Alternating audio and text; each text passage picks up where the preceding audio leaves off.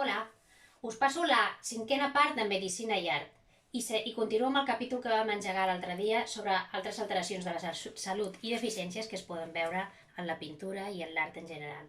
Començo amb el tema de tot el que són malalties mentals i, com no, comencem amb aquest grito de Munch, el crit de Munch, que és la màxima expressió de la depressió i l'angoixa. Aquest quadre està pintat a l'antiga ciutat de Cristiania i és tal qual, és l'embarcadero, no? És la part de la línia, de la tanca del passeig, i de fet són tres amics que estaven caminant i un d'ells es gira i ens mira a l'espectador i ens fa aquest crit d'angoixa interior que ja no pot més, que petarà, i és el que s'està representant. La bogeria, per exemple, l'ha representat superbé Picasso, el magnífic Picasso, el gran artista del segle XX, Con este loco, el 1904, aquest dibuix, on representa no només lo perdut que està la persona, el malalt en si mateix, sinó com està de perdut i també en el seu tracte, és a dir, el representa com un indigent.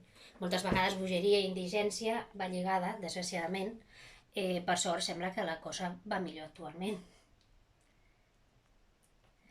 Goya, aquesta casa de locos, que ens explica perfectament aquest entorn claustrofòbic on es presentaven els manicomis d'abans, no? I llavors denuncia l'estat de com s'emmagatzenava a la gent d'aquesta manera sense... Eren institucions benèfiques, però no s'invertien els beneficis en aquestes persones amb aquestes malalties. Se'ls deixava quasi com abandonats i emmagatzenats. I Goya, amb aquesta visió tan àcida, tan cruel i tan crítica que té present pràcticament en tota la seva obra, com no ho havia de dir. Van Gogh s'autoretrata a si mateix, ja amb l'orella tallada, va tenir uns estats d'enajenació perquè patia atacs d'epilèpsia, sembla que també tenia esquizofrènia i bueno, ell es va tallar l'orella i es representa a si mateix després d'un dels seus brots més cruels, més forts, amb aquesta pinzellada suelta tan característica de Van Gogh, com a postimpressionista que és. La nave de los locos del Bosco és una pintura de 1500 i representa una obra literària. Això representa una obra literària d'un tal Sebastien Bond, que s'havia escrit el 1494 i el quadre és del 1500, i que representa, és una al·legoria de la societat, com la societat abandona la bogeria. Aquí veiem una sèrie de gent en una nau, en un vaixell, en una nau impossible, amb una bandera, amb una lluna menguant que és del lloc, i que cadascú va fent el seu rumb i les seves xifladures, mai millor dit, a la seva manera, i representa això. En realitat està representant una cosa que es descriu en una obra literària. Una altra nave de los locos, en gravat, en xilografia, també del segle XVI, sempre amb aquests gorrets tan curiosos per distingir la gent. Quentin Massís representa aquesta dona moltes vegades malalties mentals també van lligades amb l'edat, depressions o abandons i coses així. Un quadre realista fantàstic on aquest pintor del segle XVI ens representa aquesta dona gran amb una malaltia mental. O Géricault, ja en el segle XIX, aquesta boja tan fantàstica, on fixeu-vos quin tractament del blanc fantàstic en la còfia, això tècnicament és un molt bon pintor. Passem a una altra característica i ens trobem aquest quadre de Juan Carreño de Miranda. Juan Carreño de Miranda és un pintor contemporani a Velázquez, pràcticament, i representa a la cort de Carles II d'Espanya. Ell havia pintat molts frescos mitològics, escenes bíbliques, temes de nans, bufons i tot això. Però aquesta és una obra possiblement de l'última part de la seva vida. Representa una noia que es deia Eugenia Martínez Vallejo, que li deien la niña monstrua. Ja tela amb el nom, no? Aquesta nena, als 6 anys, pesava uns 60 quilos. Per tant, clar, era una nena, ja hi veu. A més, la representa nua i la representa vestida. I representa aquesta nena que es feia servir com a curiositat en les festes. És a dir, tot aquest tema d'exhibir el diferent d'aquesta manera. Llavors, aquest hipocrecimiento, aquesta obesitat i tot això potser té a veure amb un síndrome. Hi ha un síndrome que es diu de Prader-Willi, que parla dels ulls emmallats, la boca petita, i les extremitats molt curtes. Bueno, Juan Carreño de Miranda no fa més que representar un personatge més de la cort, igual que hem vist els bufons o altres tipus de raros, i trec el qualificatiu no és meu, sinó per explicar-ho, en la pintura barroca espanyola, que és tan característic. Rubens, en les Tres Gràcies, Rubens amb 56 anys es va casar amb una dona de 15 que es deia Helena Forment, encara van tenir 4 fills, i Helena Forment, que és la Roseta, bueno, això és una escena mitològica, que podeu veure a la part esquerra, es converteix en l'ideal de bellesa barroca. Jo sempre faig la broma, però és que és molt gràfic realment. En època barroca, que la gent no podia menjar carn i no menjava excessos, quin era l'ideal bellesa femení? Doncs algú rosat, ros, de pell rosada i més aviat entredito en carnes. Quin és el model actual que ara mengem de tot? Doncs una gent molt atlètica i molt prima. Sempre anem al contrari. Botero, bueno, us he posat aquest pintor de Medellín que és tan conegut, amb aquestes figures avoltades i tot això, i us he posat aquesta una família perquè pugueu veure com representa a diferents edats. Sabeu que Botero es caracteritza per aquesta pintura tan naïf, on les figures són arrodonides tant en escultura com en pintura. Per exemple, a l'aeroport de Barcelona del Prat en tenim una escultura que és Olgat, que també hi ha a la Rambla del Raval, vull dir, en tenim uns quants aquí a Barcelona.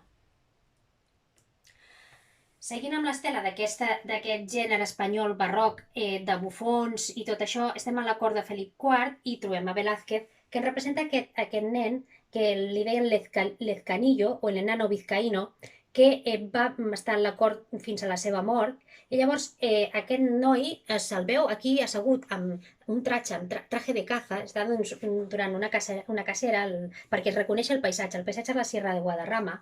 Llavors ell està assegut damunt d'una roca i va jugant amb uns naipes, amb unes cartes, i lleva les mans de... Bueno, és el símbol que ell està ociós, ell està aquí, està ben alimentat, vesteix aquest tabardo verde de la caza, té un cert desalinyo, com una deixadesa, però ell se li nota sobretot la inestabilitat en una mirada buida, una mirada, no sé si dir-vos innocent, i és el que està representant.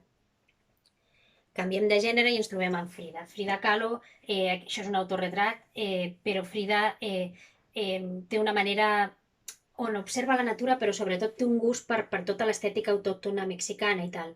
Ella, quan tenia 20 anys o menys de 20 anys, 18 o així, viatjava en un autobús i llavors va tenir un accident aquest autobús i un dels pals d'agafar, un dels agarraderos, li va entrar per el maluc i li va sortir per darrere, de manera que li va destrossar tot el maluc, tot el que és l'aparell sexual i tot això. Llavors, ella sempre va patir molts mals de dolor, era com una màrtir. Llavors, ella representa com un màrtir, com un càstig, amb aquesta columna vertebral, on representa una columna dòrica clàssica, però tota ella trencada, esqueixada, aquesta faixa que havia de portar ella tot el sant dia, i plena de claus, tota la seva pell està plena de claus, perquè representen el dolor que pateix i que va patir sempre. De fet, el seu últim quadre va ser un pintor pintat al llit i era una rodanxa de sandia on deia «Viva la vida». El tema de la ceguesa també s'ha representat molt, com en aquest pintor del segle XVII, el Matthias Stomer, és un pintor holandès molt seguidor de Caravaggio i admirador, i aquí representa una història de l'Antic Testament on Tobies cura de la ceguesa al seu pare fent servir un ungüent màgic. Llavors està representant una escena bíblica, però la representa les qualitats d'això, de realisme, tan característiques en els objectes i en tot això d'aquest període de la pintura. La ceguesa s'ha representat, per exemple, moltes vegades són músics els cecs que representen. Aquest zanfonista de Georges Latour, que és un pintor barroc francès, explica com una persona invident, doncs, a més gran d'edat, ha de mendigar. Llavors, era molt comú que la manera de viure fos amb les almoines per la seva música. Llavors, aquí Georges Latour representa aquest cec, que a més va haver-hi molts perquè hi havia hagut una epidèmia de peste a la zona d'Alemanya i molta gent va haver d'emigrar i tot això. I ho fa també amb uns colors terrosos, com ombrívols, un ambient angosto seria la paraula, una mica agobiat, la pobresa, tot això. I de músics cecs, doncs mira, per exemple, aquest guitarrista de Picasso, que és de l'època blava de Picasso, és l'època després de morir el seu amic Casagemas. una altra també de l'època blava, la comida del ciego, on representa un menjar frugal i com les mans del cec són la seva vista. Si no sé si mai heu dinat o sopat amb una persona invident, per mi seria impossible, però és curiós perquè és com si ballessin. O Goya amb aquest cec amb la guitarra, que podeu veure un detall aquí en el costat, és una pintura del segle XVIII, del 1578, i on torna a representar el tema dels cecs músics. Ui, perdoneu, m'he equivocat. Continuem. O aquesta de Pieter Bruegel, que és la paràbola de los ciegos, estem parlant d'una obra del segle XVI, i que és una paràbola que està en l'Evangeli de Sant Mateu, que diu, si un ciego guia a otro ciego, ambos caerán en un hoyo. I llavors això és el que representa. D'aquí ve, d'aquest quadre, ve l'ensaio sobre la ceguera de Saramago. Llavors és una crítica de com tots aquells que segueixen les idees ja establertes i sense discutir-les, com poden caure tots alhora, o també de vegades, segurament també aixecar-se. Llavors es veu com hi ha molts elements perquè ells puguin caure, tota la composició en diagonal reforça la idea de descens, de caiguda, tot és descens i caiguda, a part d'andrajos, vestimentes i totes les coses que porten penjades que també serien característiques del costumisme de l'època. Un altre tema són els accidents laborals, com o no, Goya. Goya, en El bañil herido, que és una pintura del 1786, és un cartó per un tapiz de la Real Fàbrica de Tapices. Llavors, havia hagut un edicte del rei Carles III en què es regulava l'ús en les construccions de tot el que eren bastides i es fomentava que hi haguessin mitjans de seguretat en les obres i tot això. I llavors aquí ell el que està denunciant és com no s'acomplia això i t'està fent decididament és un caràcter social que està explicant. I aquesta pintura de Sorolla, del magnífic luminista Sorolla, on diu, només el títol, y aún dicen que el pescado es caro, y aún dicen que el pescado es caro, i explica la dura vida jo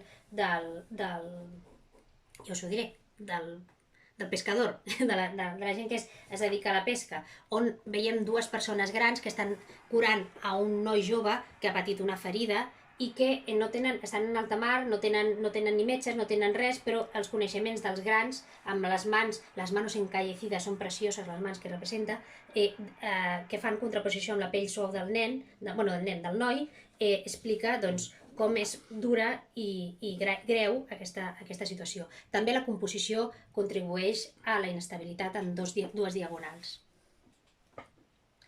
Aquesta representació de Marguerite Renard, la mala notícia, és com quan algú li da un vaído, no? Representa això, traigan las sales, no? No ho hem llegit, ho hem vist en les pel·lis, doncs això és el que t'està representant.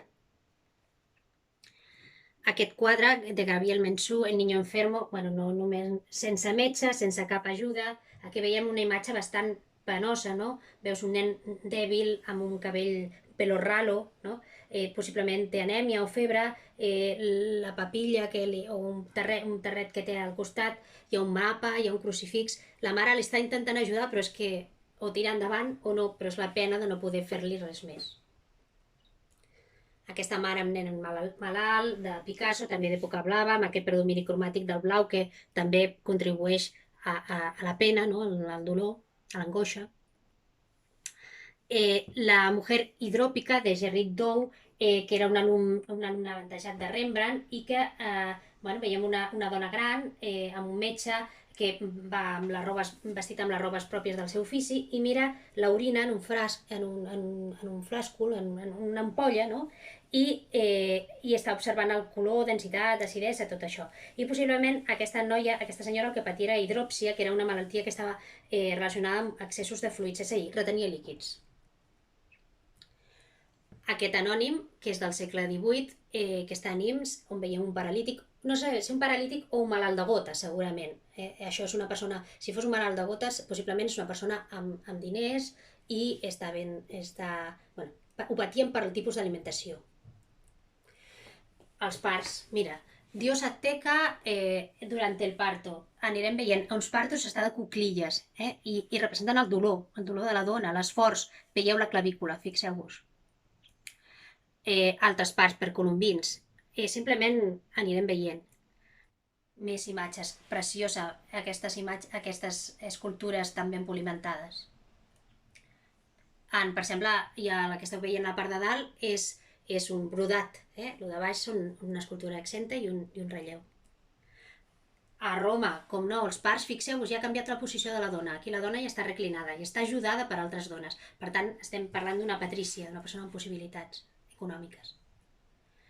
En el romànic també representa, podeu veure una escultura en la part de dalt, o aquí baix, fixeu-vos, aquesta nena que neix quasi del, no sé, diria, del cul, perdoneu, de la part de darrere de la mare. Moltes vegades els naixements estan molt representats, però ja veiem com la criatura ja... O sigui, el que és el pare en si mateix no representa. Aquí Bernat Martorell. Frida Kahlo, que pareix a si mateixa, mentre la Dolorosa en la cabecera de la cama plora, és a dir, explica el dolor d'ella mateixa i el dolor d'ella mateixa que no va poder tenir fills per l'accident que us he explicat abans. Aquest naixement de Marc Chagall, Marc Chagall era un jueu rus i que era el més gran de 9 germans, va veure molts naixements a casa seva i llavors explica com el grup d'homes està fora mentre les dones estan per el parto, no? I, bueno, sobretot el que més fa palès és la sang, el dolor, la sang. També és un expressionista precursor del surrealisme.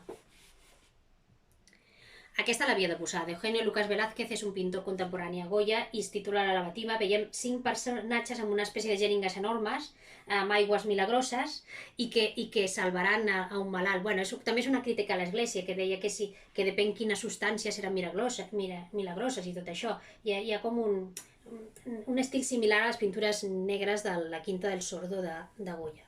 Hi ha la part satírica i la part crítica, no, aquí.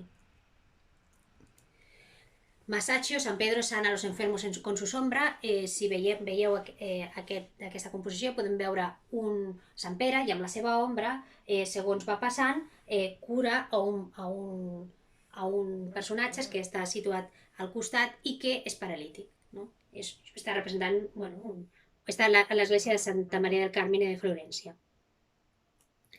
Aquesta niña enferma de Christian Kroc, que és un pintor realista que sap plasmar perfectament aquesta nena malalta, blanc sobre blanc, tota la blusa blanca, tot això és preciós, el tractament del color, i el color blanc de la nena, blanc de les mans de la nena, blanc de la seva camisa, blanc del coixí, blanc de la manta, és a dir, els matisos de blanc són fantàstics. Si veiem aquesta pintura, veieu que Zurbarán s'anúvol en el refectorio de los cartujos. Veiem a los cartujos i un personatge a primer terme. I veiem un dels cartujos a mà dreta, que si fixeu, és una persona gran i està recolzada en el seu bastó, no? Doncs, mira, és exactament la mateixa posició que aquest. Fixeu-vos. Ho veieu? És a dir, és Parkinson. Afecta a que les persones, les parts superiors del cos es van reclinant, es van inclinant cap endavant. Els colzes, els genolls, cada cop van més flexionats. Veieu com ho representa Zurbarán? És una persona gran amb Parkinson. Piero di Cosimo, Simonetta Vespucci. Simonetta Vespucci va ser l'amor platònic de Botticelli, però aquí la representa Piero di Cosimo i aquesta dona va morir molt jove, possiblement de tuberculosi. És una jove que és considerada com l'ideal de la bellesa de Florència, florentina, del Quattrocento. Llavors, fixeu-vos com la representa de perfil, preciosa, però té una serp al voltant del coll, té el cabell pentinat també com una serp, té un escarbat com a joia al front i té núvols, sobretot, davant del rostre i ruïnes en el paisatge. És a dir, aquí passa alguna cosa. Ella és la bellesa, però hi ha una mal malo que l'acecha. I sí, efectivament, va morir molt jove. Això és perquè veieu com Simonetta Vespucci era l'ideal de bellesa de Botticelli i, de fet, el Nacimiento de Venus no deixa de ser ella mateixa, Simonetta.